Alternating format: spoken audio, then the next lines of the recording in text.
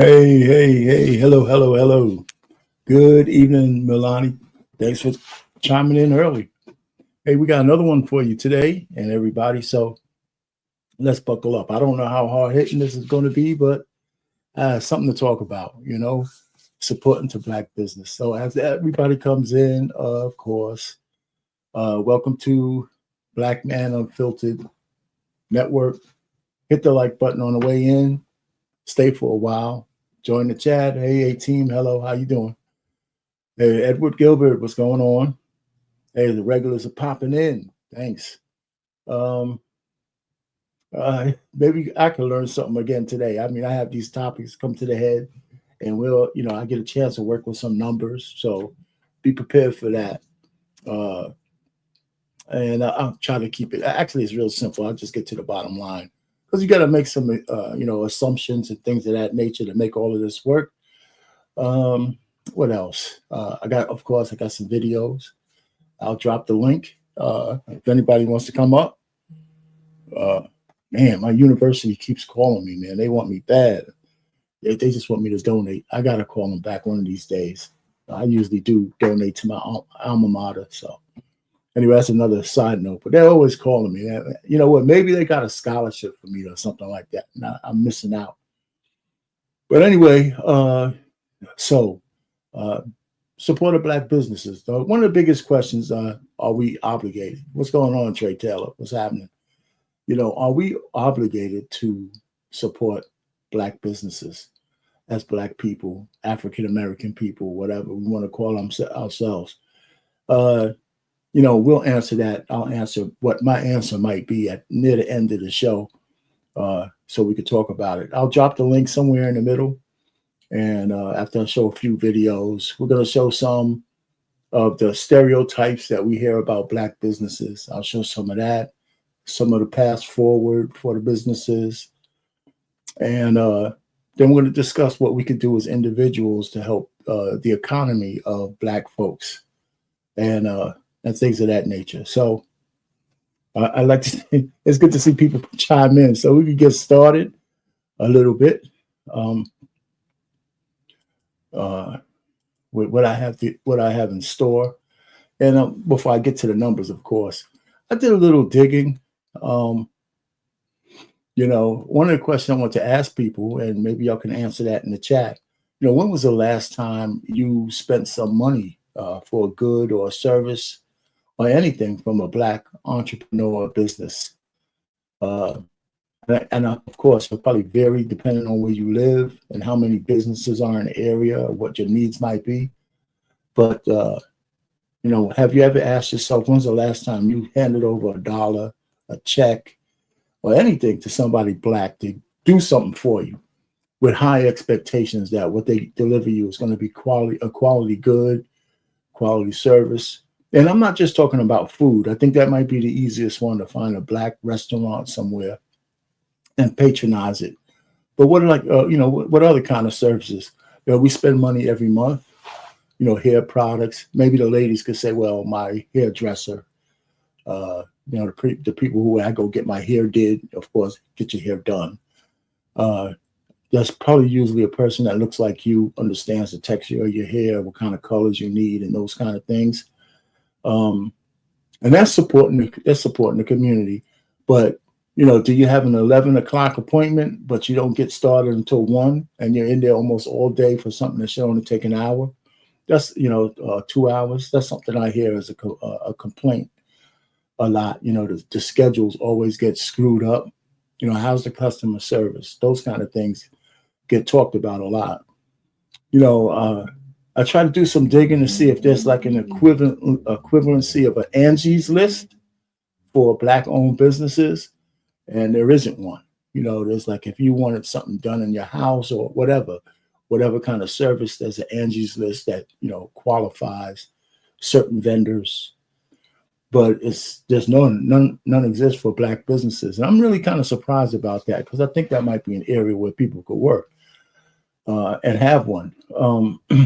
There is a Black app, right? It's called a BLAP, BLAPP, where it's a Black-owned app. It's on Android.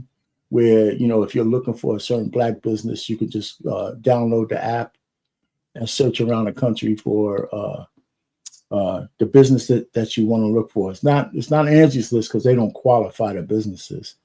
But if the business happened to be listed on that app, you could find a business in your area. So that's BLAPP. I downloaded it. I didn't really get a chance to study it to see how well it works. But that's something. If you didn't know about that, that's something that you could do. So one of the things that I wanted to do was kind of estimate the numbers, and it's kind of strange.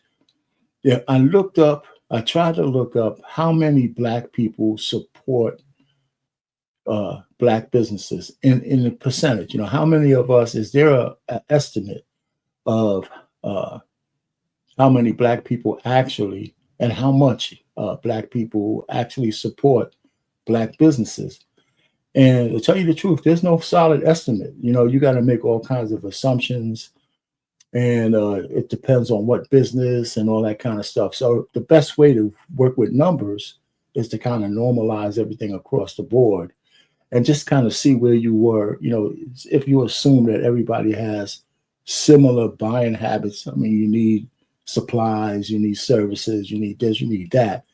So you could do some extrapolation with numbers and come up with an estimate of how much money we spend per month supporting our own black businesses. There's some information we do know. I mean, they're all estimates, of course, and stuff like that. So we don't need to get hung up on the numbers, but there's some stuff we could make as talking points to have a discussion today, and then I have a couple of things to compare and contrast what we can do as individuals to make a difference if we really wanted to. And part of that is answering that question: are we obligated to? Are we obligated to buy black because we're African American? Whatever. I can't stand the black thing. I'm gonna have to find something I'm more comfortable with. But I'm still using it for the purposes of this. I'm gonna keep saying it. So anyway, so that's that. So so I don't know how long this stream is going to be. I get you get in, we'll go through some numbers, you can get out. And then, the videos might be the longest thing that we all go through because I have a few of them, of course. So I like to have other people do the talking as opposed to just me standing up here rattling at the jibs. But first, let's go through the preliminary numbers so we can see what I'm talking about in terms of how much we have is, how much our black entrepreneurs are making estimated every year. All right, so here we go. I'm gonna share this. Let's stay tuned real quick. All right.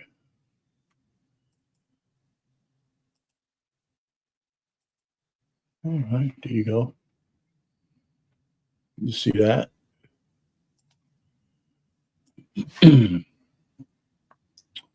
All right, so of course, numbers don't lie. So let's go ahead and get started. I guess you guys can see this. I mean, I don't need to make it too much bigger. All right, so this is just the first chart I'm gonna go through right now. We'll just try to get to this bottom number here, not number, but this thing where it says the general note. I want to get there. So I did a little Google search anywhere. This is roughly 42 million people, black people in the United States, black Americans, right? So I just said, well, everybody doesn't have money to spend. So why don't we just look at 18 and up, okay? So if we look at 18 and up, that's 32 million. But I said 18 and up, 32 million, because those people have money to spend, right?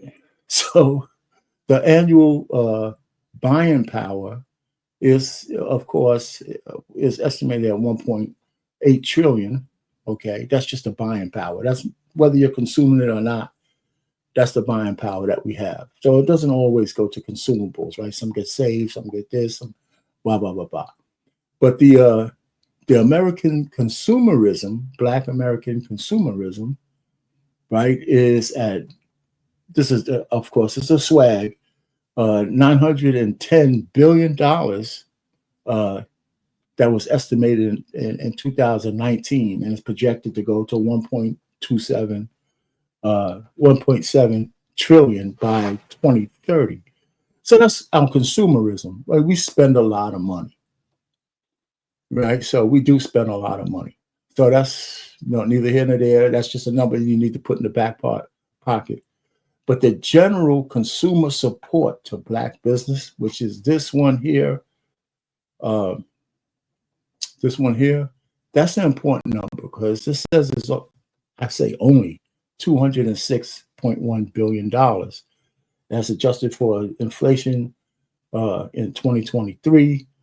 And what I'm saying is that's everybody. That's not just Black people buying from Black businesses. That's everybody in America. And that money is only $206 billion. And I say only. I mean, I don't want to minimize it. But when I try to look for an exact number, which is the general note, is Black American support to Black businesses, there was no specific estimate to be found. No specific estimate to be found. So what do we do with that? How do we figure out, if we wanted to, how much, we're supporting our own businesses, or when I say the Black-owned businesses? Well, so I have some videos, and maybe there's a problem somewhere. So let's talk about some of the things that might be hindering service by putting our money into our own community. I think we all have similar arguments that might hinder us from spending our own dollars with our own vendors and things of that nature. So let's put this away for a second, and let me hold on for a second. Let me get this. I'm not going to drop the link just yet. I'm going to play a video and to say what might be one of the problems. Okay, and let me take that down. By the way, how's everybody doing? I mean, I see the chat's going a little bit. So let's go to the first video. And this video is a guy who had an issue, and he says one of his issues about supporting Black-owned businesses. So let's start there. It's kind of like the ugliness part of it. All right.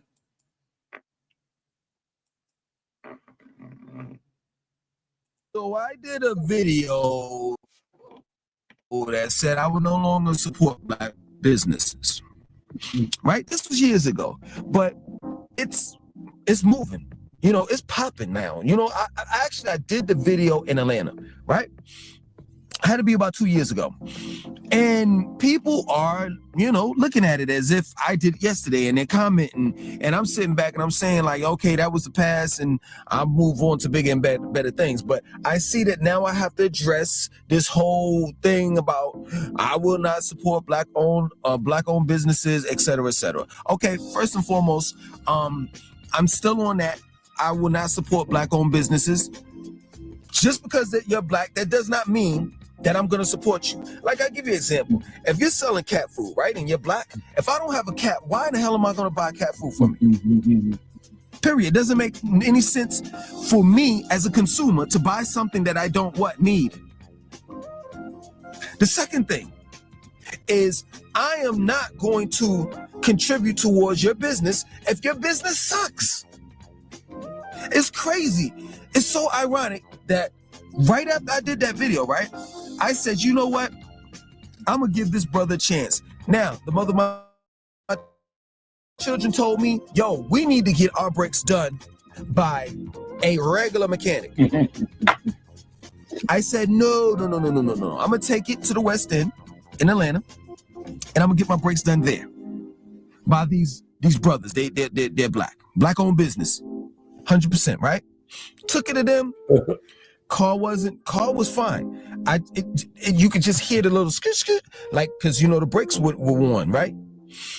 I took it to them. They're saying that, yo, we got to shave down the rotors. We got to do this and do that. I'm sitting here like, all right, man, just do what you got to do. And, just give me the, how much it's going to cost or whatever have you afterwards, right? I drop the car off early in the morning. I come back to get it later in the afternoon. You know, I catch the martyr back home. I catch the martyr back to the actual shop. I get back. I get in the car. I'm driving. I'm like, oh yeah, it's smooth or whatever have you. I put on the brakes and it goes, and I'm sitting here like, yo, I just paid this man this amount of money, right? I know if I take this guy to court, I'm gonna go through hell trying to get my money back, right? So I had to take the L. Now, some people may say, well, why don't you take it back? Why didn't you take it back to him? Why? So he can mess it up even worse? Let me stop it there. So you guys get the he has a few more examples, but you guys get where I'm coming from with that. I mean, I don't know about most of us, but anybody else have that kind of experience where you wanted to go black and it didn't turn out so well and it kind of tainted you from going back, maybe not to that person, but for the next guy? Has that happened to anybody? You know, or you just don't want to admit it? I mean, I think we all have a similar story about something, and you know, maybe for a little while it taints us, you know, against, you know, the next person who might have a gooder service, and we got to fight against trying to stereotype everybody by one bad experience. You know, I mean, I've been there, but I try to overcome it. I don't give out. I mean, I have a few black vendors that I support on a regular basis, and I'll get to that later on. But of course, it happens. Now, there's another incident about something like this happening, and it's not only bad service; it's also sometimes the people themselves are not likable, right? We all know about having the wrong kind of receptionist for your business, especially if you're the front facing your business with customers. You have to have a receptionist, and if that person is wearing all kinds of bullshit on their sleeve, that can hurt your business. And unfortunately, I think it takes. I don't know why people don't understand that one. That's the easy one. If you don't have the right temperament, you should not be in front of somebody's business. You know, so. Anyway, so here's the next one. I think this is the next scenario that I'm gonna put up there. I think a lot of us are familiar with, and I'm gonna play that for a second. So I'm gonna play these, and then I'm gonna start getting into the point of the renaissance, or not the renaissance, or the emphasis on getting more black businesses started, and then of course I have a couple of videos on how we might help, and then I have some thoughts of my own what we could do, because I'm gonna play with the numbers and see if you guys get where I'm coming from when I throw the numbers out there. All right, so the next one I think we're all familiar with. It's an old one, but I just need it just to illustrate a point. All right. It's this incident that He's built a about. massive career off of doing food reviews and extremely kind gestures to small businesses. This man has turned struggling businesses into thriving businesses over and over again. And it's always interesting when he's brought up into these viral internet feuds, because Keith just seems like a blessing to everyone surrounding him. And this situation is no different. Keith just completely blessed their restaurant, and their own actions turned it into a curse. But this video starts off with the son of the business owner making this TikTok when he saw Keith was in Dallas. Keith Lee is officially in Dallas. So I asked him for help and come to visit my mom's food truck to hopefully turn it around. She is an award-winning pastry chef. She is a culinary chef. She has 2 degrees. We are just from Milwaukee, and here in Dallas, it's kind of hard with the marketing because we don't know our way even around yet. Keith, I guess, saw this, pulled up, and did his thing. Well, we here. I got it. Let's try it. And rated 1 to 10. He spent $80.11. We are in North Dallas, Texas. We in a hood. I'm not gonna say no other way. We in a hood. They outside cutting hair, doing braids, waiting on us. They both on live at the same time, him and his sister, but they outside ready. So we had to be 00 this whole time. I'm talking about 007 agents. It's a party out here. The customer service, my family said, was pretty good, and it was on live the whole time, so we can kind of see it. Only thing is, the only person cooking is the mama. So if you do come, please be patient. It's only one person there cooking, but it's a lot of people, so she got the option to have a lot of hands. I'm gonna show you everything I got, and we're gonna try it and rate it 1 to 10. So he then goes on to review the food, even said it was good, but before he left their restaurant, this is what he did. Before we left, we went in and had a conversation with the mom, and we thanked everybody for having us. Me and the mama prayed together, and we left with a $4,000 tip behind. God, it's amazing. Appreciate y'all for having us. I see y'all giving out haircuts and doing braids. So we want to leave $1,000 for the barber, so we can trust everybody else. We want to leave you $1,000. So you put that here. We want to leave $2,000. Yeah. So please charge my barber $4,000.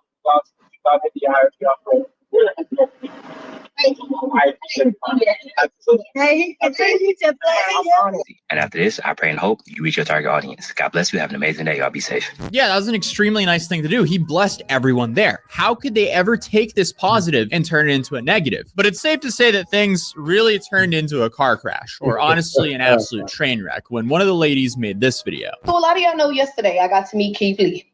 Great. Congratulations. I'm still humbled by the experience. Like, I am ecstatic.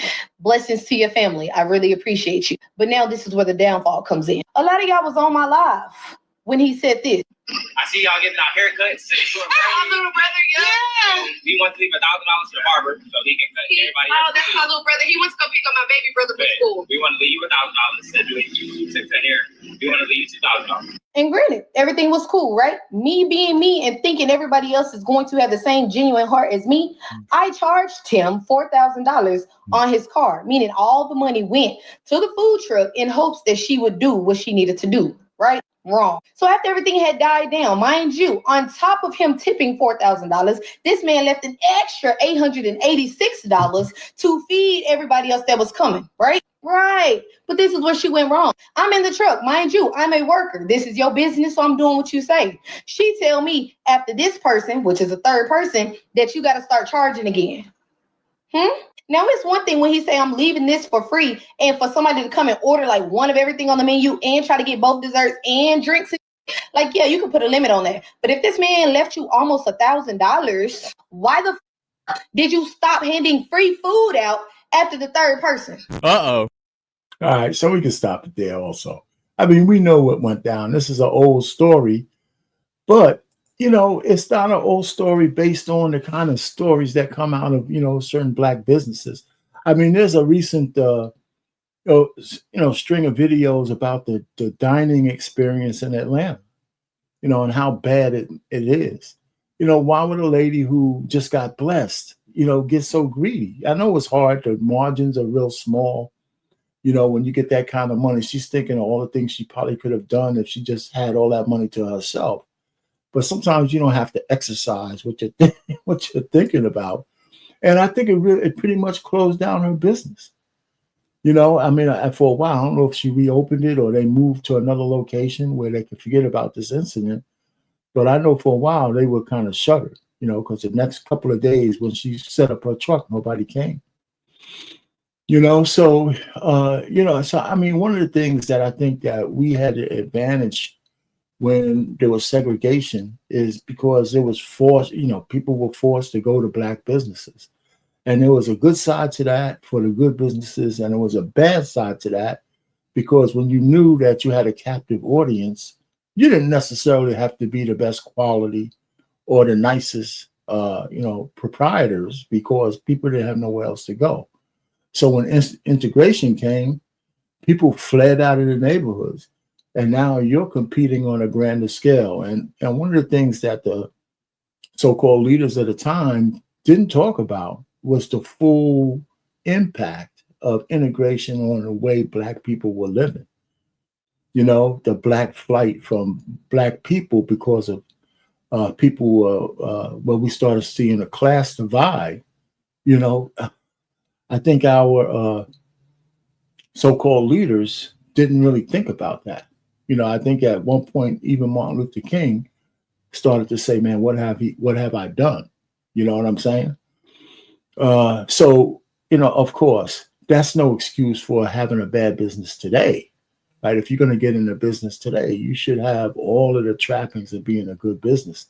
But we still carry some of those bad reputations, you know? So, you know, that could be a reason why we don't get more than that $206 billion for the businesses that we have.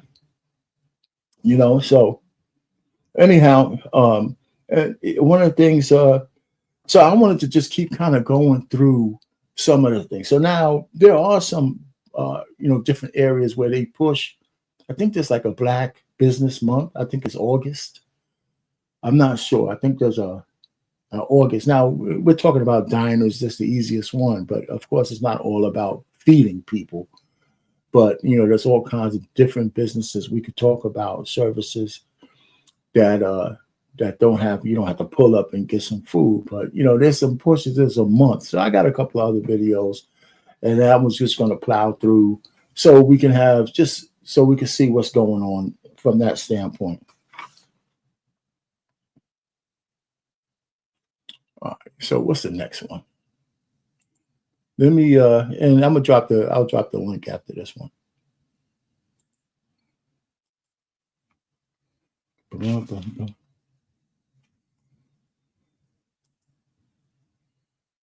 right.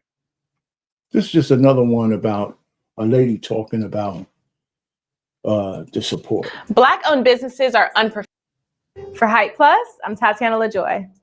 Black-owned businesses are unprofessional. Many people in the Black community have either said or thought this at one point or another. This statement stems from various experiences that ultimately lead to them spitefully banning Black-owned businesses from their shopping, date night outings, or self-care expenditures. In 2021, the growth in Black spending power reached $1.6 trillion, which doubled since the year before, yet our wealth has fallen by 14%. This means that 99% of our buying power is spent outside of our community. These statistics imply that Black people know how to make money, but we do not know how to keep it. The Black dollar stays in our community for 6 hours, while it stays in the Asian community for 28 days. Well, it's actually a couple of things. For one, we could seem that we're rude. Before I go on, now remember what she said, right? 99%, I don't know if it's 99%, but let's just go with her estimate of our dollars go to people and to services other than to Black people. That's a lot. That is absolutely a lot.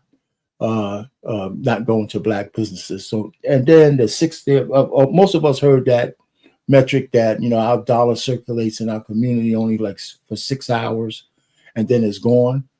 There's your reparation check, by the way. Boom, it's gone. And then, of course, the other one about the Asians, and nobody, of course, you can't mention the small hats by name, but they're probably up there with, 28 days or more as well. And it's not all about good customer service. That's a problem. Why am I spending my money with you and you're too sensitive to even take the criticism necessary needed? Is that it's so expensive, which I can understand. Certain people or certain places, they kind of hit you over at a price. Hating. That's all I can think of is hating, just because of the fact that they see one person doing their thing. It's hard for them to congratulate them. There has to be a reason why Black-owned are the only businesses that are blackballed by their own community. You don't see this sort of attitude in other ethnic communities. Could it be because of systemic oppression, personal irresponsibility, deep-rooted psychology, or is it all of the above? Here's why Black people don't support Black-owned businesses. A common frustration among many African Americans is our constant appropriation of our culture. We are so proud of our culture because of everything it represents: strength, vitality, perseverance, and flavor. There is no denying that Black is beautiful. But if we truly believe this, why do we not profit on our culture as much as other races do? One reason for this is because we lack trust within our community. According to supportblackowned.com, there are even Black business owners that choose to not support Black businesses. When asked why, they answer that Black-owned businesses are unprofessional and no others besides theirs should be supported. But where does this unprofessional stereotype come from? Let's start from the bottom and determine what it takes to start a business. It takes a lot of effort to start. Let me stop that right there because we don't need to go into that part of it. Other she said a couple of things, and I'm going to skip a little bit of that section and go back to some of this stuff. But I think she gets to some kind of solutions after they hit this part. I didn't want to veer off course, but she does for a little bit. So we're going to go to 340. And I think that's right around here. And attracting paying customers. Getting customers is important, but keeping them is crucial. We live in a time where there is an abundance of small businesses and it's very competitive. Creating customer loyalty is the key to continued profitability for any successful business, and the best way to create customer loyalty is to have great customer service. This might be the biggest culprit of unsuccessful Black-owned businesses. Many customers complain about unprofessionalism, with stores being closed during business hours, business owners or employees with bad attitudes, and unapologetic bad service. Most Black people want to support Black businesses, but don't want to deal with the headache. At the end of the day, bad business is bad business, no matter where it's coming from. YouTube user at Natural Life wrote, I desperately want to support Black businesses, but I can't. Case in point, I live in Metro Atlanta. There are Asian nail shops and Black-owned shops. I've gone to Asians mostly, but now I refuse to give them a dime of my money. I tried going to Black-owned, but they have no clue how to run a business. I go to an Asian shop. I'm in and out in an hour or less. Black-owned, I was in there 3.5 hours. Asians smile at me and ask, what color you like? Black-owned roll their eyes and acted like I was bothering them. Very rude, gossiping with each other, cursing, etc. I just do my own nails now. I miss the Asian shop, but refuse. We do not understand how to run a business, many of us. Always running out of supplies, etc. My money is valuable to me. Treat me with the respect and do a timely good service, and I will support your Black-owned business. This is not to bash our people, but more so to take ownership of what is lacking and how it can be improved. Black company owners have a tendency to put minimal effort into their company and expect to be treated like businesses that do put the effort in. In this era where being woke is very prominent, many Black-owned businesses will rely on being Black-owned as the main reason why they should be supported. When they aren't supported, defense is the first reaction when it should be an opportunity for introspection and growth. But let's also talk about the Black-owned businesses that have done the work. They know their target audience, they spend money on advertisement, and they have a solid business plan. But some of these businesses suffer based on the bad stereotypes created by the less successful Black-owned businesses. There are two theories that may explain this. One is the crabs in a barrel mentality that our community unfortunately adheres to. The Black community simply has more haters than other communities, and that's why there are no Black communities like Chinatown, Little Italy, or Little Russia. The reason being is most Black people come from poverty-stricken backgrounds and tend to glorify hood attributes, being gangsta, hard, etc. If you are an individual that wants to rise above... Yeah, okay. All right. So, that's enough, right? It's funny. The Russians have the Russian mafia. The Italians had the mafia. I mean, there's a lot of people who came from bad neighborhoods, but they don't treat each other the way we do. So I don't buy that excuse, or if it was a legitimate excuse, it's not legitimate today. It's not. I mean, there's a lot of people who went through some shit and still learn how to dig themselves out, because crabs in the barrel, that saying wasn't just made for Black folks. I mean, we might be still using it. Even she said some other stuff as well about identity politics. Well, that's pretty much why y'all wanted to put a woman in the White House, right? So anyhow, it's a mentality. So it's a whole nother place we can go in at, but she's right about the mentality that hurts us. So what kind of mentality she goes into the Tulsa, Oklahoma thing. I don't want to go through that for a long time. But she's on the right track. We have to start making better business decisions. If you're going to be in business, you got to learn how to be in business properly. And you're going to have to do some changing if you want to deal with the public, because you don't want to just have Black people as your customers. You want to have almost everybody as your customers. Depending on what that service is or what that product you're trying to sell. So I think that's the kind of thing that's where we need to get to. So I'm going to go ahead and drop the link in here. Anybody wants to come up maybe and educate me a little bit on something. Let me see, make sure it's at the right link. Yes. Anybody just want to, and of course, anybody comes up, we got to be on camera and that kind of stuff. Of course, I have some more videos that I want to show, because there's another guy who has a path forward as well. And I might just skip a couple of these just to show the ways to support the businesses. Matter of fact, that's what I'm going to do. There's a guy who comes. Oh, and before I get started or continue, a happy Thanksgiving week. I know everybody's preparing. People are traveling. People have family coming in. I expected today to be kind of, slow. I don't know if it was just a topic. I'm thinking it's really, because I have family members coming in tomorrow. I got stuff on order. Matter of fact, I got a bag from Whole Foods waiting outside, and I think my wife just picked it up, for some stuff I'm a cook.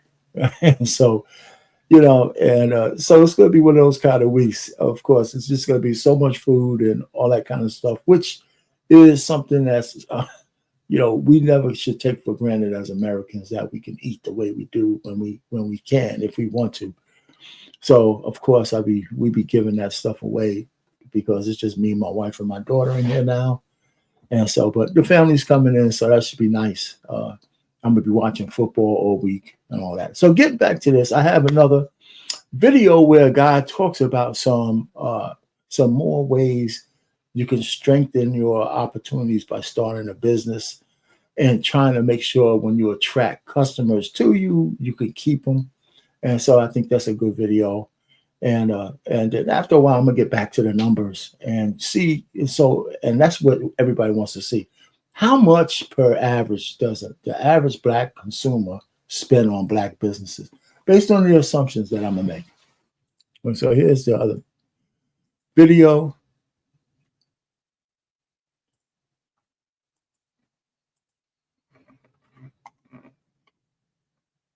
Up to me saying, you know, Jared, what can I do to support Black-owned businesses? And my response, lots of things.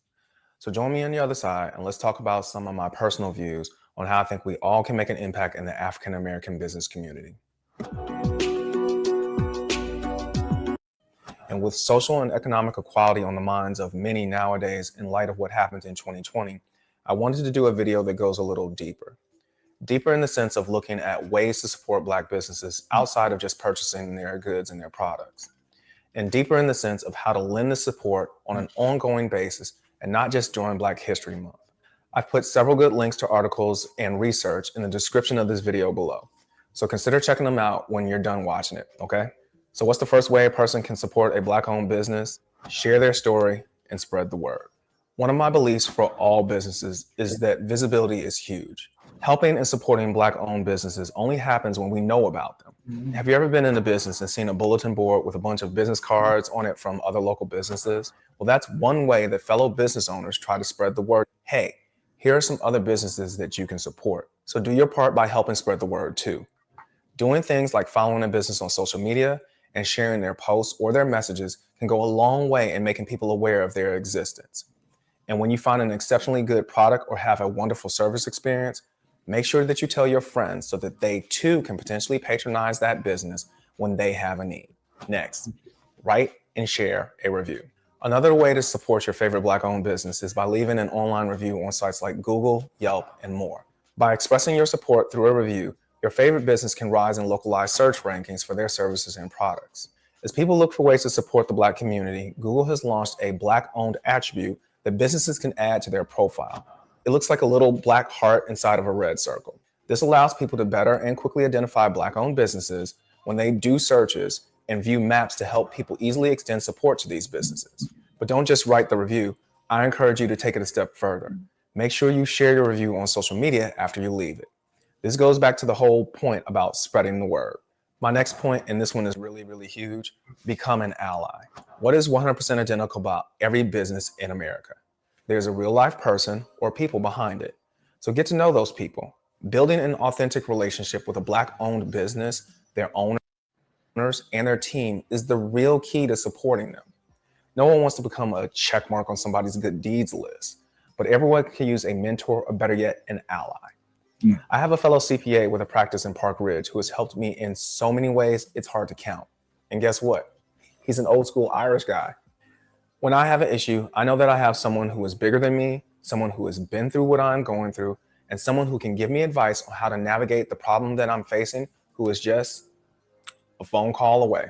There are a lot of us out here in the real world who are really doing it and really trying our best, but we're just having to learn on our own. If you have a business that is similar to mine, or you've been through the business ropes and you know, you see me, a young African-American man or woman trying our best, reach out. Reach out in a real way. You know, what's your business about? Hey, let's go and grab coffee or a sandwich. Sit down. You know, tell me your story. You see, a good mentor knows that some sage advice can go a really long way in this world. And that advice could just be what a particular business owner needs to either survive or take it to the next level. Yeah, hold it right there. What's going on, Trey? Can you hear me? Yeah, I can hear you. Can you hear me? Yeah, man. All right. Yeah, I got you. What's happening, man? Not much. Is it just me, or is he talking in slow mo? No, yeah, I mean he's. Yeah, I don't know how slow it seems okay to me. You know, I don't know if it's you. I hear a little echo in the background. You got new equipment or something? Shit. Do you hear me? It might be your equipment. Yeah, I hear you just fine, but he's slow. He's not. He's frozen right now. Is he frozen? Oh no, I stopped him. I stopped him. I stopped him. I halted him. I can still hear him. Oh, can you? Well, that's me. I halted him. I don't know. I don't know how it's still playing. You know, so maybe it's a lag. Maybe you got a lag because I halted him. So I don't think anybody else. It's I only have one stream of the guy, so it's not working properly. Maybe I don't know why it's disconnected. But anyway, let me go ahead and finish, and once I get this down, we can finish. We'll finish talk.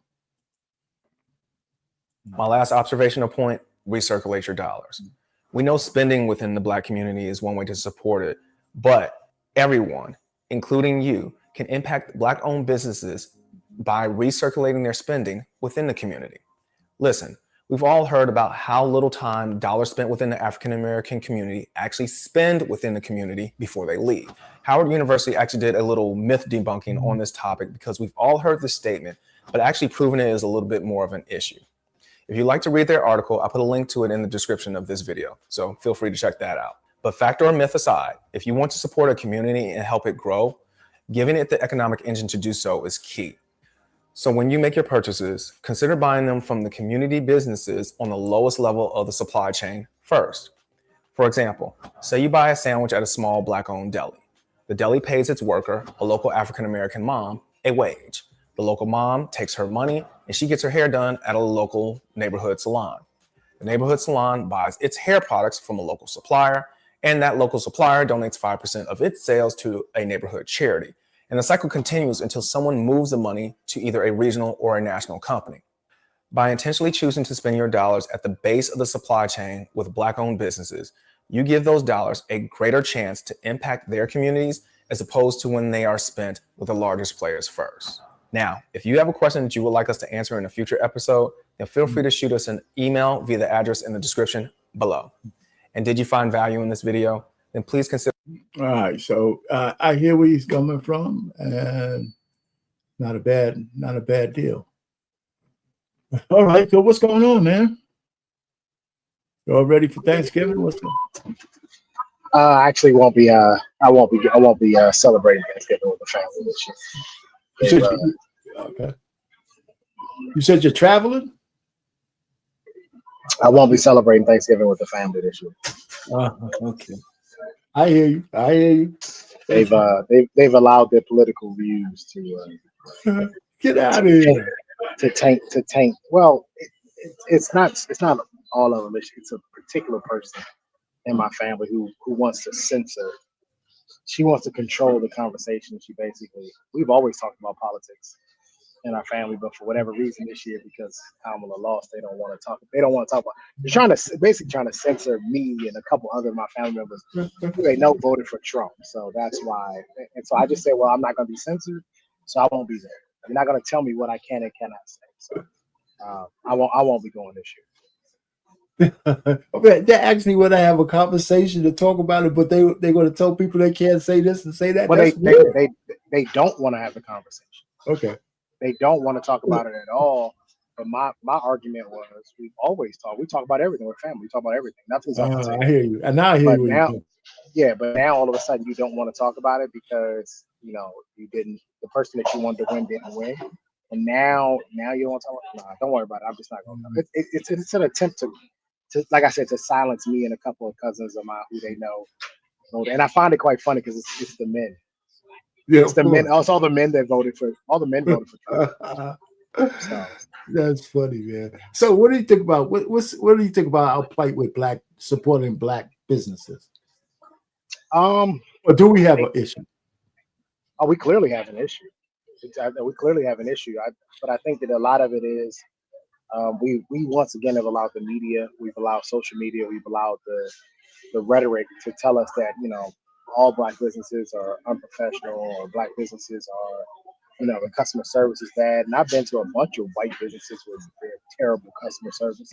I've been to a bunch of white businesses that were unprofessional, and yet people still, you know, frequent and still spend their money with these, you know, with these businesses. So, you know, this idea that you can't go to a black business and get good treatment or get good quality service, excuse me, or even get good quality products, I think it's BS. And I think it's just a lot of, you know, it's a lot of, like I said, the media and people, you know, like that one guy said, I'll never go back because he had one bad experience, you know, with one person, which I think he's lying about. That doesn't make sense to me. I don't think that, you know, somebody works on your car, they always drive your car around just to make sure that what they worked on is they did it correctly. I've never seen anybody not, you know, test the car out. But if you go to a back alley shop to get your car, you're gonna get what you paid for. Yeah, you get what you pay for. You're gonna get his girl told him, man, take it to a real mechanic. That's what she told him. You even said that. You can still take it to a real mechanic and it can still be a black owned Yeah, shop. I know, but I think she was telling him, listen, you know, he probably told her, I got these guys who could do it. She said, why don't you go to somewhere else, you know, we could trust, you know? And he said, nah, I know these guys. Can I tell you why I'm a big proponent of this?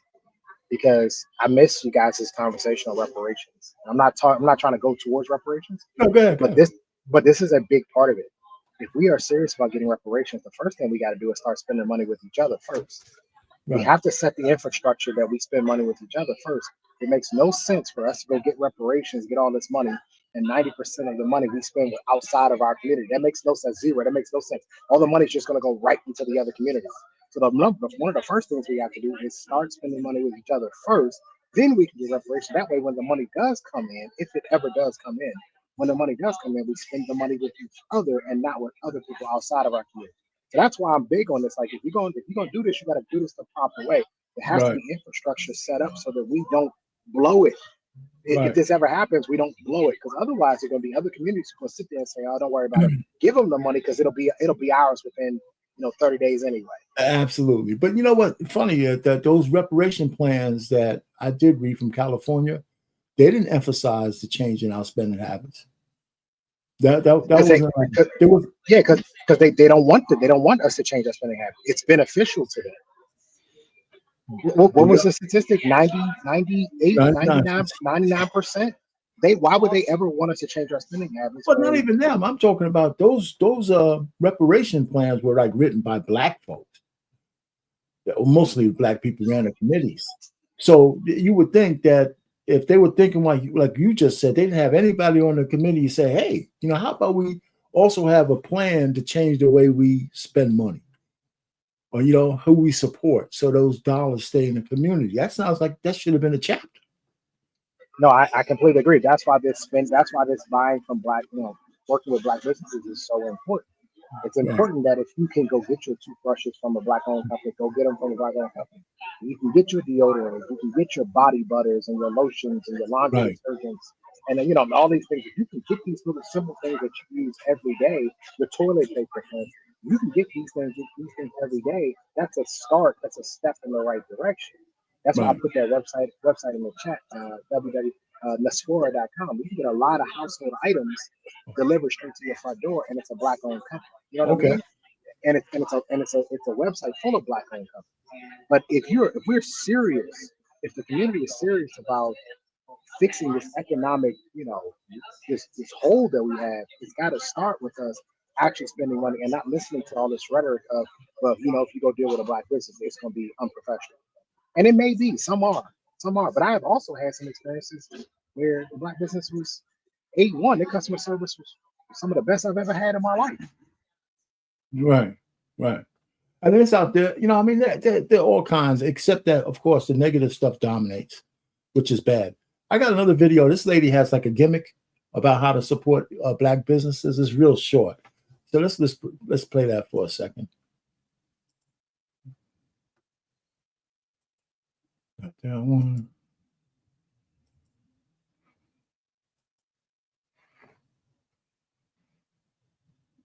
You guys, August is Black Business Month.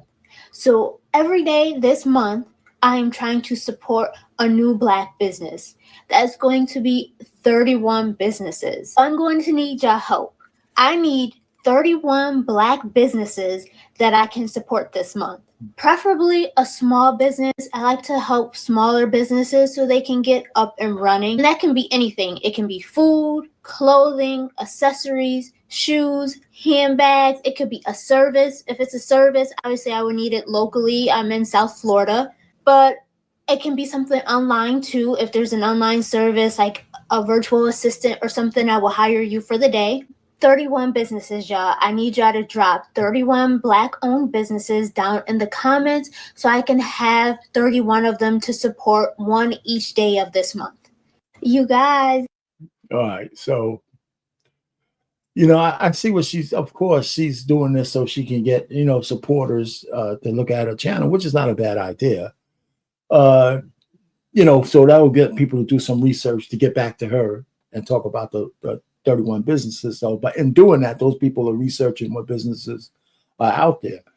And so that's not a bad idea. But I mean, it's just one thing, a person who's conscious about, hey, trying to do something for the community, which is cool. And it takes all kinds. So that kind of grabbed me a little bit, you know. I could see why she's doing it, get some clicks, some views, and also get some ideas of what's out there. Now, were you here when I talked about this app? There's a Black app for businesses called Black. Yeah, I never heard of it. No. Yeah. So I think it's in the store, the app store, right? You can it's free, download it. I think they probably have some things that might cost, and it's Black owned because I researched that. I said, is this a Black owned app? Man, it's a brother named John. I forgot his last name, but you know, I saw some pictures of him. So it's a Black-owned Black app. And it looks like it's nationwide. And the difference between that and the Angie's List is that there's no, they don't accredit it. They don't do any kind of, you know, the businesses are not accredited, you know. Angie's List, at least they do some kind of research on the business for you to get on the Angie's List. I've used some of those services before.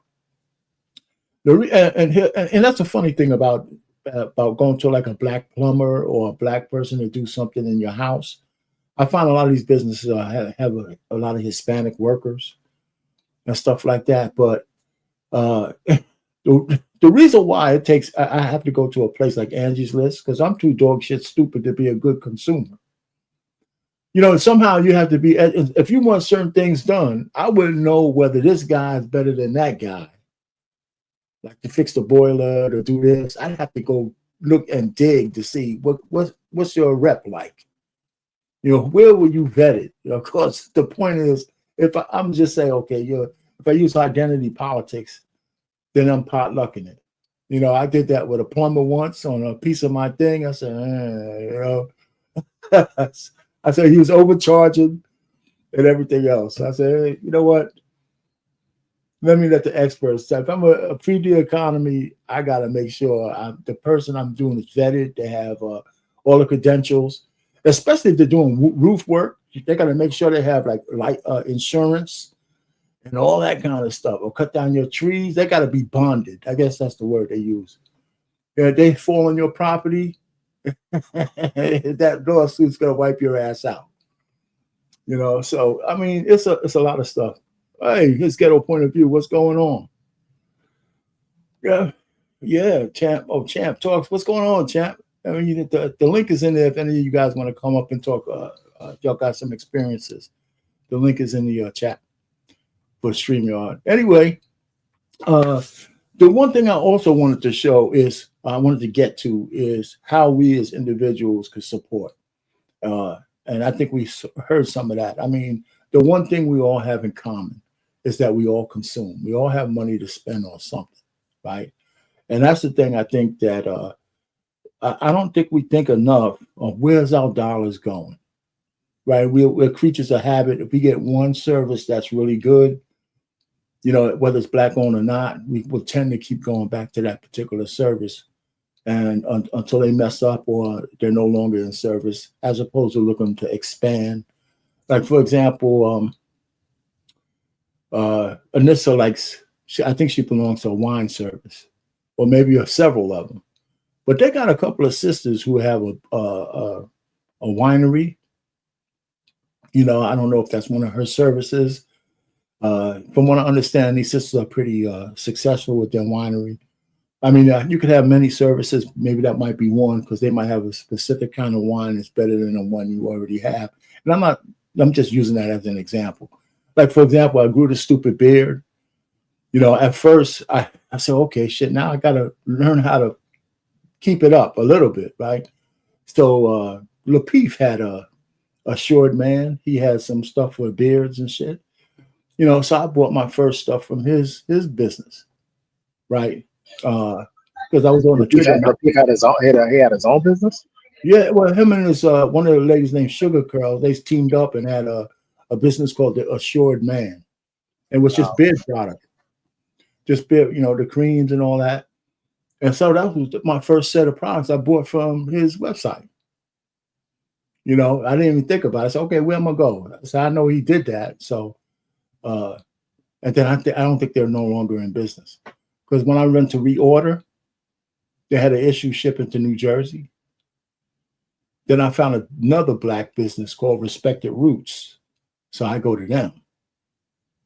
You know, I mean, you know, and then if you do a subscription, it's cheaper, but you know, that kind of stuff. So that's the kind of stuff that I said, well, if I'm gonna keep this up, I mean, I might shave the shit off anyway, but I was gonna go to a Black business for that, of course. You know, those kind of things. I was gonna get into that, and I think everybody, you know, whoever's in the chat, I think everybody's kind of doing that. If they don't, it's something to think about. So here, I just got another video. I'm gonna just go through these videos anyway. I don't know if you heard of this brother. It's a young dude.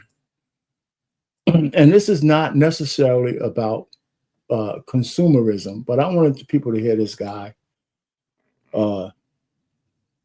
because he does some stuff in the community. How you doing? I'm doing excellent, sir. How are you? Very good. So what is So we did a summer camp out of the house. Had 20 boys come to my house. I don't know why. Basketball goal over here. About the Extra Boys program and how you came about it. Absolutely. Well, I'm King Randall, 21 years old. I'm the founder of the Extra Boys program. I started this program when I was 19 years old, January of 2019, just before Baby King was born. I started this program simply because of the lack of, I'll say, attention that was given to our boys in the city of Albany. At one point, we were the highest ranked for murder per capita in the United States, and as well as we were the fourth poorest city in the nation. And so every time something happens in our city, whether somebody gets killed or et cetera, well, a boy in particular, people want to have meetings, and every time I go to these meetings, people want to, you know, get all philosophical and things like that, but nobody wanted to do anything, or they'd say things like, well, the kids don't have a basketball goal over here, they need a pool or something. I'm just like, no, these children need some mindset changing, because if they get a basketball goal, all they do is just shoot each other at the basketball court. Like, they really need some guidance in men in their lives. So I started this program. I did a field trip. I made a flyer on my phone. And I took the kids to Atlanta to the Center for Civil and Human Rights, and I took them to the African American History Museum. And when I took them on this trip, I kind of knew that's what I was supposed to be doing, because while I was there, the children, the questions that they were asking and them wanting to be out of their condition, that's how I knew that the children are where I was supposed to be. And quite frankly, honestly, the school idea didn't come, you know, until one day I was listening to Malcolm X. And of course, in our community, a lot of us who are pro-Black or what have you, a lot of them, you know, listen to Malcolm and Martin and things like that. But we would talk about them, but nobody would like really push what they actually talked about in their speeches. So I heard a debate between Malcolm and Bayard Rustin. And Malcolm said, if white immigrants could come to this country years ago with nickels and dimes and no education, come and pool their little nickels and dimes and no education, set up stores, develop those stores into larger stores, which turns into an industry, which creates job opportunities for their own kind. He said, with us at that time having a spending power of $20 billion, today it's over $1 trillion, not using any of that money to set up any industry, not setting up any factories, not setting up any job opportunities for our own kind, we're not in a moral position to point the finger today at the white man and claim that he's discriminating against us for not giving us jobs in factories we hadn't set up. So I'm listening to this, I'm like, this sounds like 2021. So I'm just like, man. Let me stop it there, right? See, Trey, I got to ask you a question. I gotta ask you a question on that one. Yeah, listen, I don't know. I don't want to go too down to the politics, but isn't it funny if you wanted to make a correlation between how we vote and how destructive our community is and the way we think? Isn't it connected? Isn't it all connected? You know what I'm saying? I mean, the amount of energy we put into one party, and we don't have anything to call our own but victimization, identity politics, ratchetness, bad mayors based on the color of their skin, all that dumb shit. Now listen, and the worst part about it, our fans, we still don't profit off of none of it. That's what I'm saying. Even all of the negative things that happen in our community, we still don't make no money off it. Exactly. And this guy, first of all, kudos to him because he's doing amazing work. And he's been getting a lot of criticism lately because he voted because Elon Musk. And Elon Musk retweeted him. Right. Elon Musk retweeted him, or either he made a comment, but either way, he shed some light to what the work that this brother's been doing. They're doing great work for a while now, and people have been unfollowing him. They don't want to give him donations, and it's simply because he's literally trying to do better. And I know we use the crabs in a barrel, thing. All races have crabs in a barrel. It's not just us. All races have crabs in a barrel. But for whatever reason, to me, it just seems like it's like we get a guy that's doing well, and instead of us championing him and encouraging him and getting behind him, we want to look at his political views, and now we don't want to. Well, I don't want to go with him now. I don't. Let's focus on the work. Is the work he's doing? Is the work good? The work's great, actually. It works great, actually. Yeah, I mean, it's unfortunate. No, go ahead, finish. Oh, okay. Listen, one of the things I was going to say is, now I hate to just say the Republicans or the conservative values. If we forget about the parties, but conservative values. If we went down the conservative road in the numbers that we went down the Democrat road, we would be thinking about the things he said. What to do with your money, how to, how to invest in your own communities, how to barter better with other communities based on shared needs and services. That's how they get around. Whether you integrate all your stuff or not, I got a service, you got a service. We could barter both back and forth, right? Or even if we were opening up grocery stores, right? The Koreans and the Chinese or Koreans, whoever it is, they have collectives. So they all get together and they buy in bulk, right? I need 1,000, I need a ton, you need a ton, you need a ton. And we need to buy this, and they buy it together. So they get the cheapest price. So their prices at the retail stores is always competitive. Those are those kind of things. Now, one of the things that we know where he's coming from. I'm glad other people heard from him. The reason why I put this out here, because we're talking about consumerism, these are local heroes. He's like a local hero, right? A lot of people are not wired to do the kind of work he's doing. Black, white, or indifferent. Working with boys, reclaiming neighborhoods. Some people are more hands-on like that. So he's a kind of hero, from a local hero from that standpoint. You have a group, I don't know how many kids in your group, right? I don't know, 10, 20, I don't know. A lot of people can't, there's people who can't do that. They're not wired to do that kind of stuff. Even if they're smart enough to do it, working with people and taking on their responsibility, that's a special way to serve. Like Trey Ferg, right? He's a coach, but he sounds like hundreds of kids that he's mentored over the years.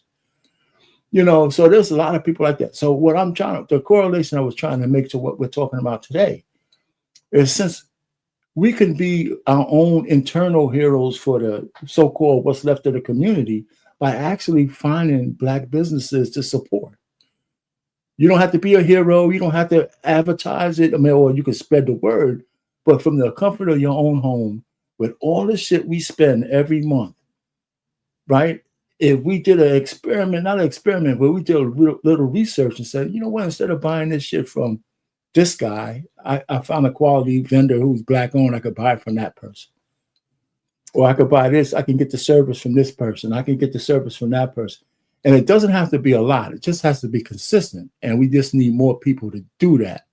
So it's like being your own internal, hero without having to be, if you're not an extrovert, or if you don't know how to, organize a whole bunch of people, that's not the only way to support the, diaspora. We could do it from the comfort of our own home every single month. This is also a part of getting off the plantation. Exactly. This is also a part of it. If every dollar that you make is going right back to the plantation owners, it doesn't make a whole lot of sense. It doesn't make any sense. You gotta buy from people who look like you. And like I said, I get it. I know a lot of people have had some bad experiences. I get it. I've had bad experiences. I've had some terrible experiences on pain, and I was on duty. I was on duty trying to, support or help out, because they would always come by and say, hey, we doing this, come by and come get a plate, or come by this, come by that. And so during the course of my day, I'm on duty for 10 hours. I'd drive my little cruiser over there and I'd go spend $20, $50 with them, whatever. And I've been cursed out on duty. I was like, I'm just coming over here to, support, well, I get it. We've had bad experiences, but to me, you got to give the other institutions, these other corporations, the same attitude you give the black ones. If you get bad service from the black ones, and I want you to give Walmart's the same service, I want you to give the Targets the same. Every time you go to the Chick-fil-A, everywhere you go, if you get bad service from them, give them the same energy that you gave that black business. Because we quick to quit on a black business. Yes. Quick to quit on them. Yes, we are. But Walmart hike prices up every week, and don't nobody say nothing. There you go. So in keeping with that, I did some more numbers, right? And bear with me with this. So again, I said there's 42 million black people out there. That's 13.6% of the population, right? And if I just took from 18 and up in the black community, that's 32 million folks, right? So that's roughly 76% of that 42, right? And so if the total amount of support to black businesses for the whole United States is only $206 billion in a given year, how much of that is, so I'm extrapolating, if that 76% actually supported those black businesses, what contribution is that 76% of just 206, right? So I did the numbers, right? 13% of the population, 76% of that 13. So the blacks contribute only $21 billion to that 206. And if you do that per month, that's like $55 a month. Now, this is just a swag, right? Just to normalize the numbers. Now, we know that some people, a very small number of blacks, try to exclusively buy from black business. That's got to be a really small number. And then we know that there's a larger number, probably too big, who don't buy anything from black people, right? And so everybody else is going to be in the middle. So if I normalize that, so we're spending like maybe just $55 a month on our own businesses, So I mean, so the numbers, of course, there's a lot of assumptions I had to make to come up with that number. So I just use the numbers to do it. So that's like a normal distribution, normalized. So here's the thing. So I was saying, how do we improve on that? Right. So how do we improve on that? If that's a bad number, right? If that's a low number, how do we improve on that? And what does the approval look like? So here's what I did. I said, listen, if we just increased, if everybody who's contributing and just increased by $100 a month, so now it's $155 a month as opposed to just $55 a month. How would that change that 21 billion over the course of the year? So if 10% of the population who are consumers actually up their ante to 155, that's what this number is. So 10% more, 3.2, right? 3.2 of this 32 million actually spent money on a black business at a rate of $155 a month. So that number goes up to 25 billion. The 20% goes up to 29 billion. 50% goes up to 40 billion, and so on, right? And so what I was saying, based on the numbers of people saying that our dollars only circulate like 6 hours in a community, it's probably fair to say that in organic support, the black dollars are down at this low end. You see where I'm going with that? And then the Asian, the Hispanic, the Asian, and the small hat dollars are closest to this end. Because if I went to a small hat guy, he probably could tell me the butcher, the baker, and the candlestick maker who pray at the same church. Yeah, that was the question I was going to ask the chat. Just indulge me for a second, chat. For those of you who don't spend a lot of money with black businesses, and you just put in the chat, is it because you don't know where to go?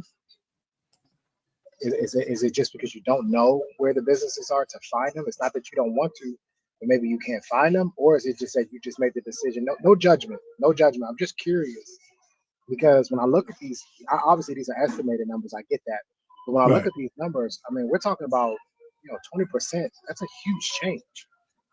If just 20% spent $100 more, that's a huge change. So I'm just curious to the chat if y'all would just indulge me. If for those of you who don't spend or do spend or do want to spend, is it because you don't know where to go? You want to, you want to buy with black businesses, but you don't know where to go exactly to get it. Because I will say this, and I wrote this in the chat earlier. I think Edward agreed with me. Our black businesses, they need to take business classes. Yeah. This idea, I know you don't need them necessarily to start a business, but we need to take business class because one of the things that's a part of a business class or a business curriculum is marketing. And you need the marketing because a lot of times most people don't know, they don't know where to go. They don't know because you didn't market, you didn't develop a budget for marketing, right? Especially in a day and age of social media and how quickly things can go viral for free and things of that nature. Like this really should not really be an issue that we don't know where to go. If you wanted to find the best laundry detergent, if you wanted to find the best fabric softener or the best soaps, or maybe your kid has eczema, you should be able to go onto your social media and find the best soaps for your kid for eczema, or whatever the case may be. So I'm just wondering, is it just a situation where people want to spend with black businesses, they just don't know how or where to go?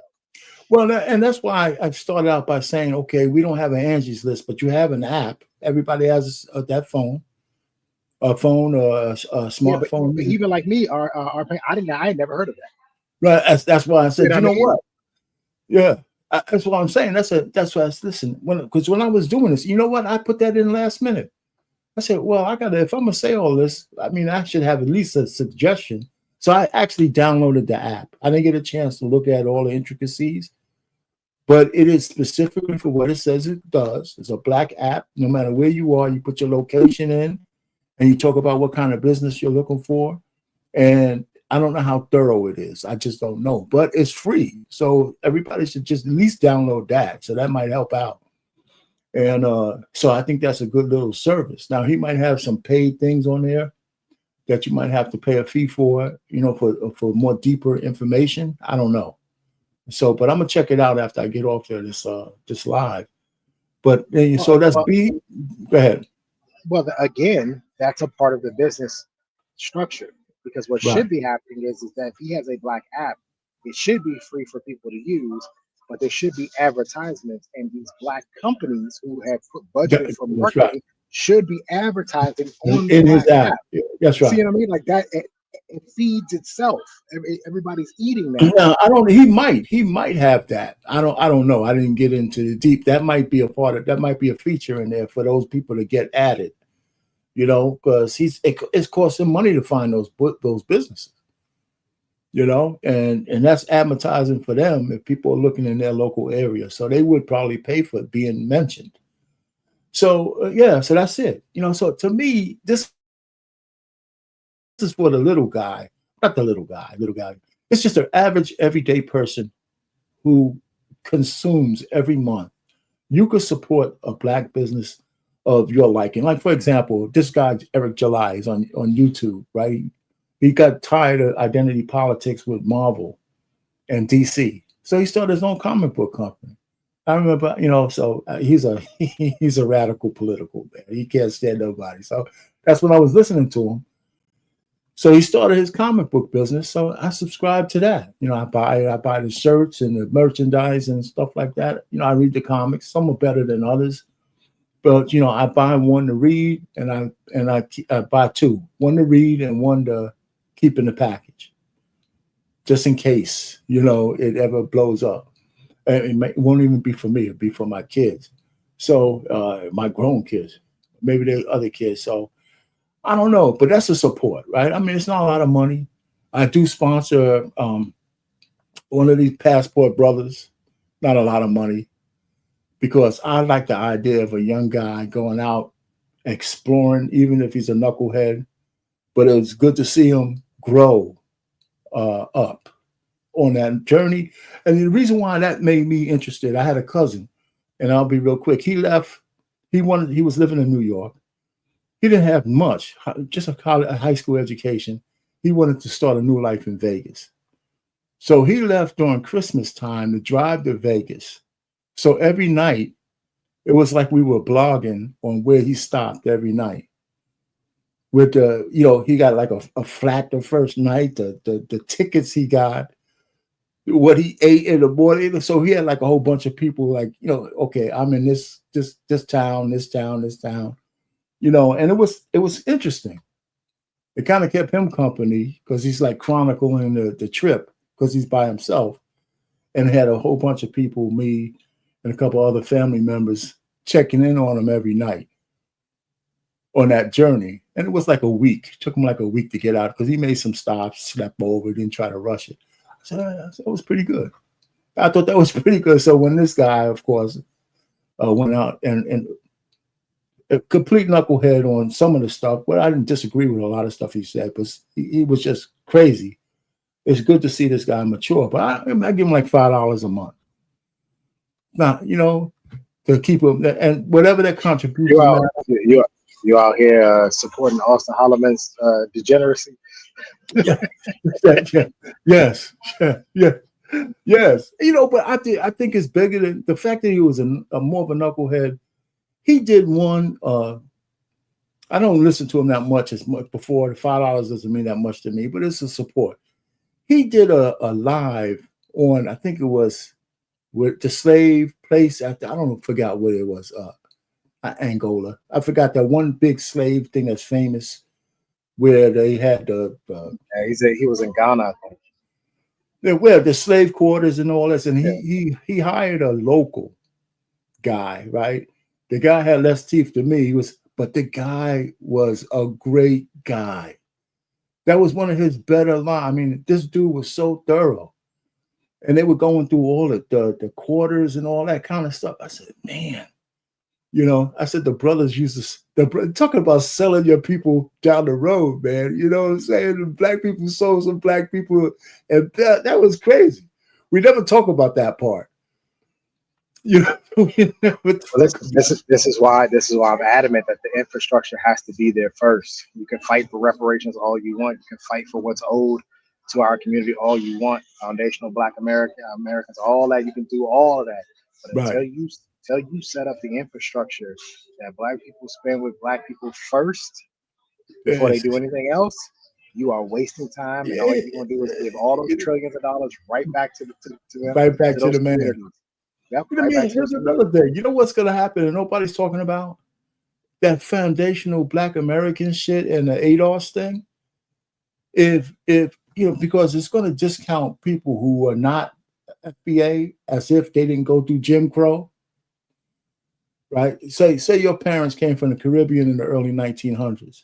They might not have been slaves, but Jim Crow and all that red line and all that shit kicked their ass too. So, but they don't get nothing. Right? So they don't get nothing because they have, man, can you imagine how crazy it's going to be in the black community when you get a check and you're purple black and there's other purple black. That's why this is so important. That infrastructure, and I'm not just talking about spending with each other. I'm talking about the financial literacy.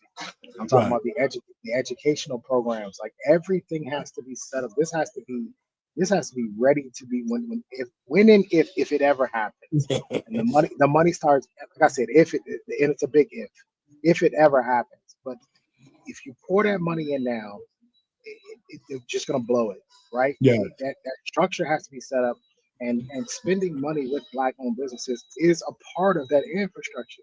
I know a lot of Black people that just aren't comfortable for whatever reason. They're just not comfortable. They don't seek out Black business. They don't look for. They don't look for it. They think everybody's trying to scam, and oh, it's a Right. scam, it's a Right. hustle, and it's like, so what? It's a hustle. There's some kids that hang out every day in front of the Walmart when I go. Every time I'm there, they there. And they always talking about, you want to donate. I know they hustle. I don't give a damn. Give me the Oreos. I don't care. Here, just you know what I mean? Like, we got to get past that. I know you Right. hustle. I know you probably went in the store and stole them Oreos. I don't care. I don't Right. care. You know what I mean? Here, take Right. the $5 or whatever it is. We got to get past this. Even when I was on duty, I know them kids stole that stuff. I know they stole our pay. I knew they stole it. I didn't care. Here, man, just take the money. Because there are people who they're just not comfortable. They feel more comfortable giving their money to somebody who doesn't look like us, which I find to be that's alarming. Yeah. That's a Yeah. problem. Yeah. It's funny though, because what you just said. I remember I was out in Arizona. It was just Arizona. It was happened with a couple other people, Chinese guy, another guy, and it was a young Black girl. She was like 14, and she said, "I don't have bus money to get home." Right, and she said, "I got to," So I gave her like $5 because it was like someone cheaper than that. And the guy says, she's gonna go just use drugs with that. I said, that's not my problem. I said, I have $5. She said she had to go. What she does with that is she's telling the truth. She got a trip home. If she's not, I gave it to her. I said, therefore, the grace of God goes all the rest of us. That's not hurting me. I took her at her word, and maybe she was telling the truth. So you know what I'm saying. So you gave the money in good faith, and that's all that matters. Right. Yeah. So that's the way that goes. But anyway, so this is what I'm saying. I think the issue is that we're actually, even with all my estimates, even if the numbers are off, I think we'd be hard pressed to say Black support to this is at that very low end. It's at that low end, and I'm probably being generous. You know what I'm saying? I mean, I think we can do better than $55 a month. Yeah, there's no I doubt. think we can do better than $55. I really do. I think we can do better. What I would really like to see is, our community start to get into these tech spaces. While we can't have our own phones or our own, communication system or phone line or something like that. I would like to see them start to get these tech spaces, these laptops, these iPads. Not iPads, but these tablets. Yeah. Why we don't have a Black-owned company that produces those, when these are things that everybody's gonna have for now and in the future. They're gonna have this in the future. Everybody's gonna have a phone. Everybody's gonna have a tablet. We don't have a Black-owned company that makes TVs, not that I know of. Everybody's got a TV. Everybody's got a laptop. Why haven't we gotten into these spaces? I don't know. Maybe there's a monopoly on it with Microsoft and Dell and all those. I'm not completely sure. I don't know the ins and outs of it, but I think our community's got to focus on things that we know people are going to use every day. We know they're going to use phones and laptops and tablets. And, we know that. I do see us, the social media space. I think, anytime it's involved in entertainment, we're fine. We can do entertainment. Right. But outside of entertainment, it seems like we get stuck in the mud a little bit. That's true. I don't.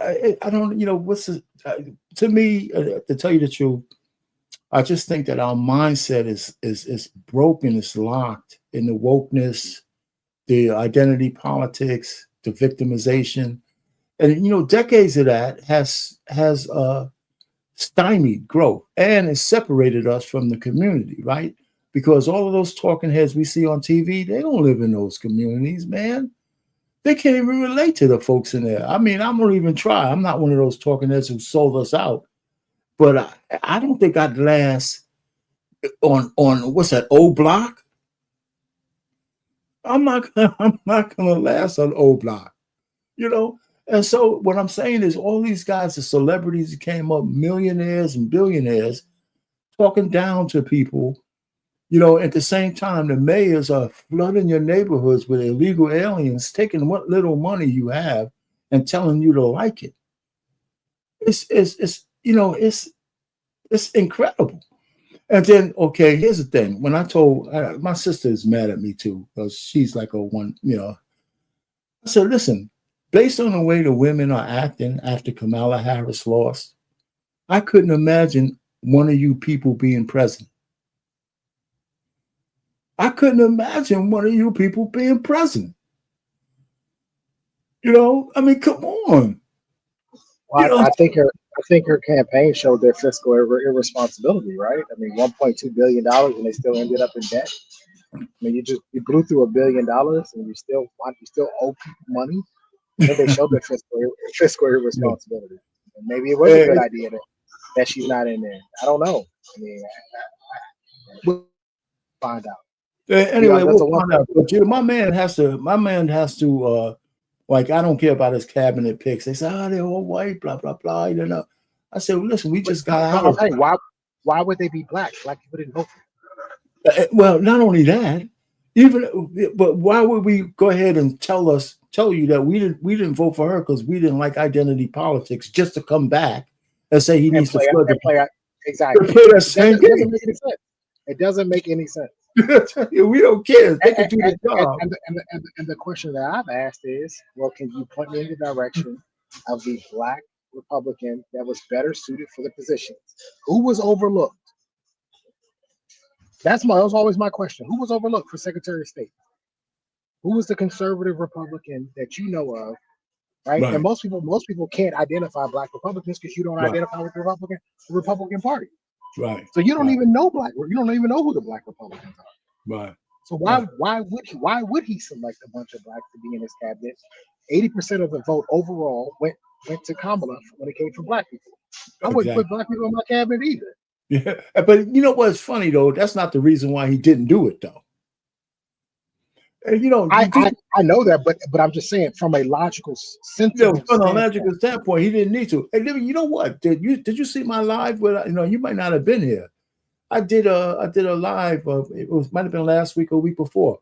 I showed by the numbers that even if 100% of us would have voted, right? So even in each state, she would have won one state with 10 more votes. But that's it. He would have still without us at all. I said that's a message to black people that you're becoming very irrelevant to these guys as a front runner. Better start having some more babies. Yeah, damn well. Better start. I'm serious. You better have.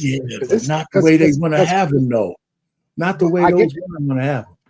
I get that, but I'm just saying, like, if you obviously, I agree with you. I agree with you. The way we're trending is that eventually the black vote won't mean anything. That's right.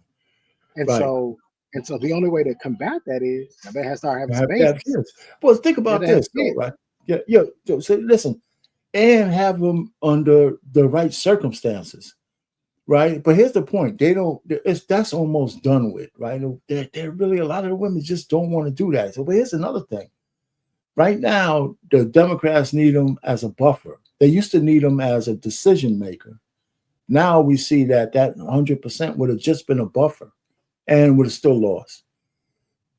4 years from now, there's going to be more people off that plantation, especially if Trump executes. I can see the black men vote going up to close to 40%. We're supposed to be 40 to 45%, and the black woman vote going maybe to 20%. And I think we'll be better for it. I think we'll be better for that. Especially if you have somebody that's coming from the Trump administration running for president. Let's say, for instance, Trump does well and JD Vance is next up. Right. You're gonna have black men that are gonna back them because they want to keep that. They want to keep the Trump. It's like football almost, right? Like you pull from the Belichick tree. You pull from the tree. Because that's what you want. Hey man, Vance is a brilliant guy, man. Vance is like a brilliant dude. He's confrontational too. That's what I like. He's not scared of people. He's that was a good pick. And they had Walls. I don't even see how he became governor.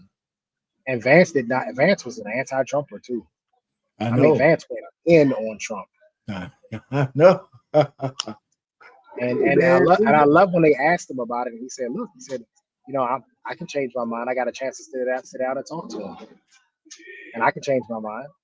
He didn't back down for what he said. He just said, I got a chance to change my mind. That's all he said. I got a chance to change my mind. And I'm going to work with him. He didn't say, I regret Hey, saying what man, I you know said. what?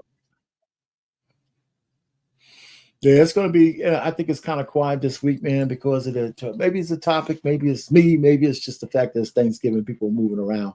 You know, my wife is like in Thanksgiving mode. You know, I gotta say, listen, we don't have to cook everything tonight. You know, that's because she's already in the zone, so I gotta leave her alone. You know, so I have my plans. I got some stuff brewing, but I'm gonna enjoy not having to go anywhere. I'm going to kick back and I'm gonna watch football all day, and I'm gonna enjoy not having to go anywhere this year. I don't like going nowhere. That's what I'm gonna do. I'm gonna watch football all day too. I got my little cave done, set up, man. You know, I'll eat at the table with everybody. I'll have the game behind me on. Then after that, you know, little pleasantries and all that shit. Then I'm gonna go in the room and just chill out, watch the games all day long. And my wife bought me and I can say this freely too, because she used her own money. So that's why I like this chair. Right? She bought me this like lazy boy and shit. And I put it in L for loser. And I'm like leaning back. I can't. I fall asleep in that chair every day. I mean, every time I use it, I can't stay awake in that damn chair. You said L for losers. Well, you know, it has an L. You know, you put the thing and it puts you like in an L position, right? You know, that's just a joke. You know, you got the beer over here, you got this over there, you got the bucket of popcorn, whatever the hell you use. So that's the loser position. You know, you can't sit in that chair for life. There's guys been found dead in those chairs. You know, I'm not going to be one of them. So, but it's a nice chair, though. It's just electronic. It heats up and all kinds of shit, man. You know, so I'm watching TV. And when I go back in the room and I sit in that one, I say, oh, man, you know, it's so comfortable. So she pissed me off. I go down there and sleep in it. You know what's funny? Edward said all of his picks are pedos or SA people. The president of the United States is one of the creepiest people I've ever seen, and y'all voted for him. He ain't here sniffing women's hair and rubbing on their arm, but you voted for him now. Come on, man. I don't make no sense. Come on, man. Get out of here. Who's all his picks of pedos? Get out. That's so funny. He always over sniffing women's hair. It's okay for him to be president, though. Okay, all right. That's all right. Anyway, man, any parting thoughts? Yeah, man. I mean, this holiday season, like I said, if you can go for any website where you can support Black businesses, by all means, if you can. You know what I mean? If you got the disposable income, or if you need some household items, you know what I mean? By all means, Cory Booker, seriously, you should be allowed to vote. We should take your right to vote. Oh, you voted for Cory Booker? Cory Booker? Cory Booker is the only man I know who could use Rosario Dawson as a front. He's a woman. Yeah, remember that farce of a relationship he had with her? Yeah, I know. I remember. Said, man, she was more masculine than he was. Cory Booker. You know what? Cory Booker. Oh, Jesus Christ. Listen, man, I think the black folks in the Democratic Party, like I used to be, they let us down. They let the black community down. And the ones who still letting us down it's more of a shame than anything else.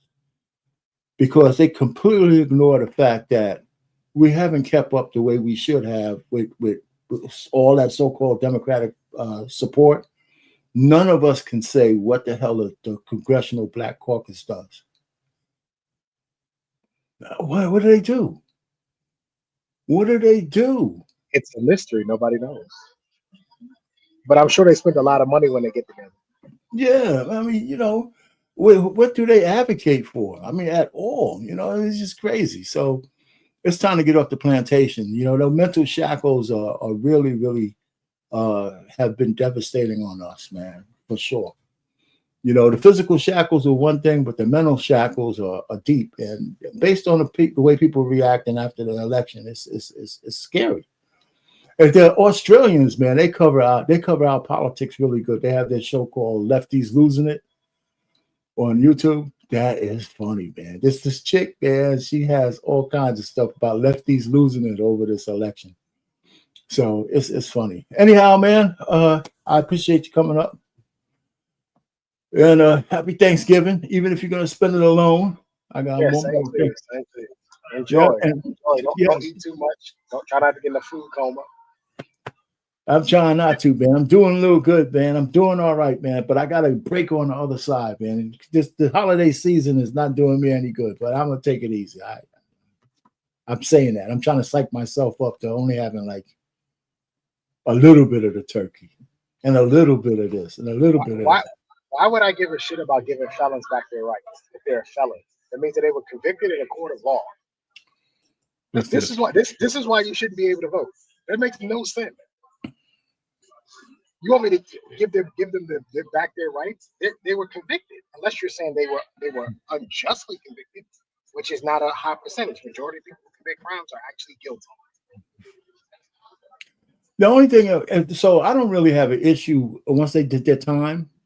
If you do your time, depending on the crime, if you're out, if you're free again, I don't mind them voting. But this whole notion, at one point, the Democrats wanted to try to give them rights in jail to vote in jail. So that was stupid. You do not put people who have broken the law and been convicted of a crime before those who have not. And this is the problem with our community, is that we glorify and we hype up people who have committed crimes. They don't come before people who haven't committed crimes. Absolutely. They don't.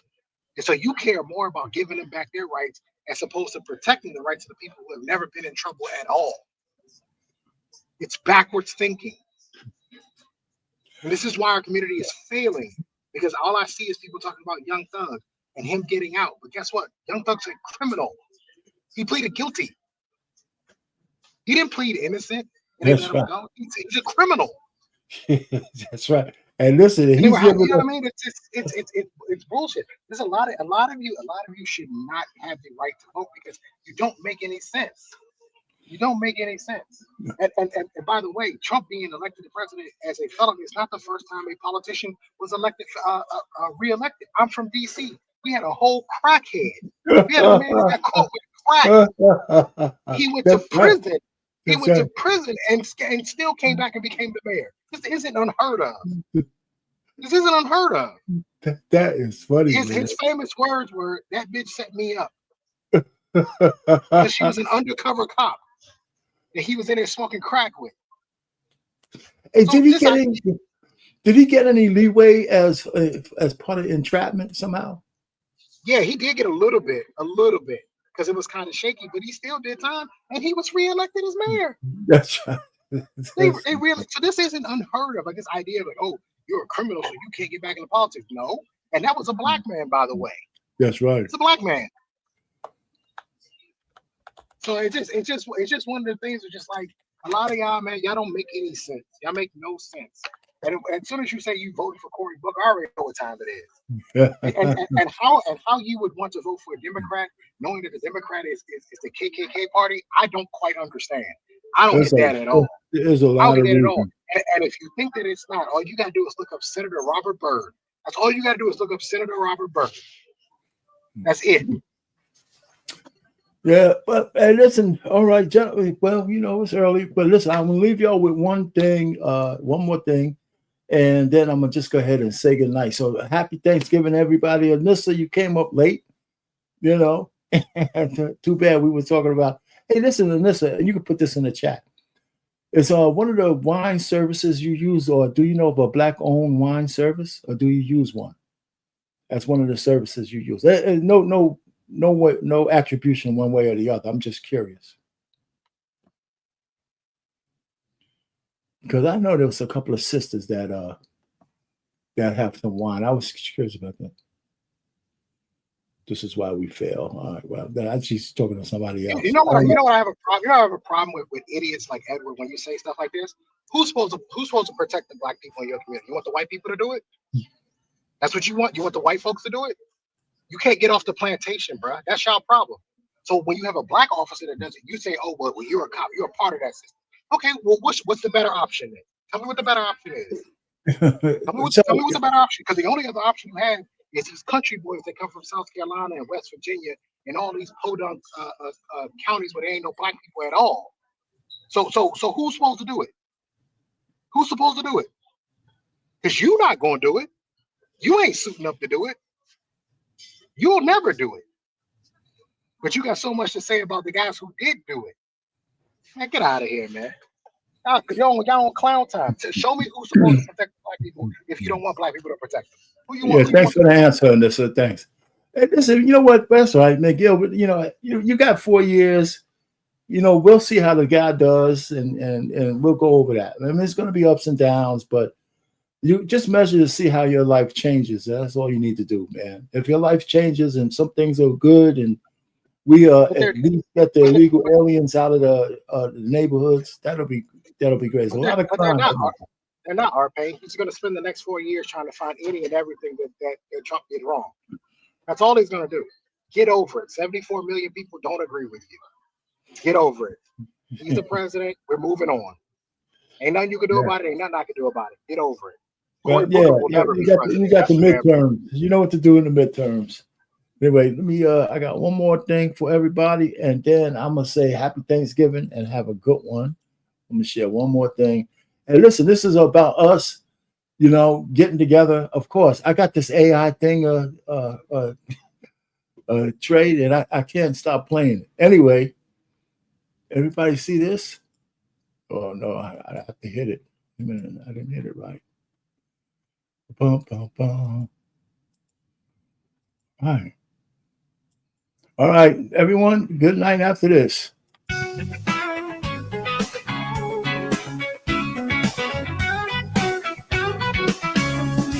In a world designed to keep us confined, we're breaking the chains, reclaiming our minds. Voices rising up, echo through the air. Critical thinkers will go anywhere, from the streets to the stage to share our views. With love as our armor, we can't lose. Charting the course, together we stand. United in vision, it's a powerful grace. Independent thinkers breaking the mold. With courage and wisdom, our truth will unfold. In the silence of doubt, we find our fight. Illuminating paths to bring forth the light. No more shadows cast, for taking our place. In a world of noise, we'll find our grace. Through the struggles we face, we gained our might. With each step forward, we shine even bright. Charting the course, together we stand. United in vision, it's a powerful grace. Independent thinkers breaking the mold. With courage and wisdom, our truth will unfold. Across every line, our voices unite. In the battle for truth, we'll never lose sight. Empowering minds, lifting hearts higher. With passion and purpose, we'll never tire.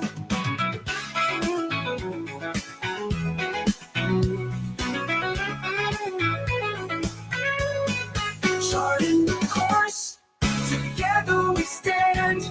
United in vision, it's a powerful grace. Independent thinkers breaking the mold. With courage and wisdom, our truth will unfold. So here's to the journey, to the battles we face. In the heart of our struggle, we found a place. With the black man unfiltered, our legacy's bright. Charting a course, we'll shine through the night.